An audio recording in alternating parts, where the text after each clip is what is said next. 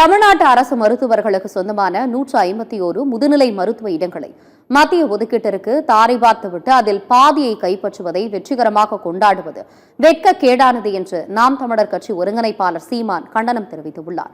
இது தொடர்பாக அவர் வெளியிட்டுள்ள எக்ஸ் தள பதிவில், உச்சநீதிமன்றத்தில் வலுவான வாதங்களை வைக்க தவறியதன் மூலம் தமிழ்நாட்டின் உரிமைகள் பறிபோயுள்ளதாகும். உடனடியாக மறுசீராய்வு மனு தாக்கல் செய்து இடங்களை பாதுகாக்க வேண்டும் என்றும் வலியுறுத்தியுள்ளார்.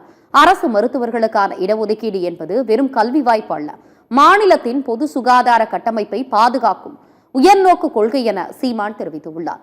உண்மையில் தமிழ்நாட்டு மருத்துவர்களுக்கு சேர வேண்டிய 151 இடங்கள் பறிபோயுள்ளது என்றும், இதுதான் தாவேக அரசு தமிழ்நாட்டு உரிமைகளை காக்கும் முறையா என்றும் கேள்வி எழுப்பியுள்ளார்.